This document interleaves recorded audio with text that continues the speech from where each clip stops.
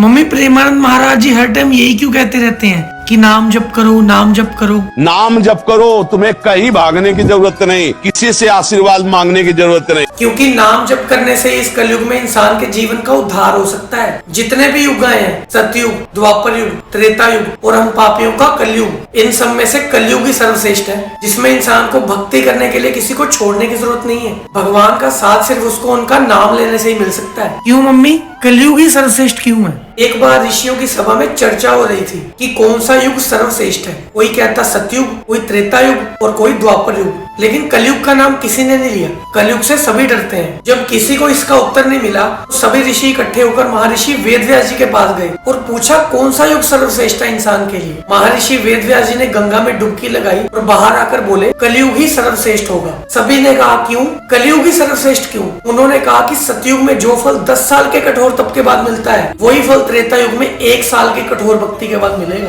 द्वापर में 1 महीने के कठोर तप के बाद, और कलयुग में वही फल सिर्फ भगवान का नाम जपने से ही मिलेगा। इसलिए कलयुग ही सर्वश्रेष्ठ है। इंसान को भगवान का साथ और कृपा सिर्फ उनका नाम लेने से ही मिल सकती है। इसीलिए प्रेमानंद महाराज जी हर टाइम कहते हैं कि नाम जप करो, चाहे बेमन से ही। अपने इष्ट का नाम हर वक्त जपते रहना।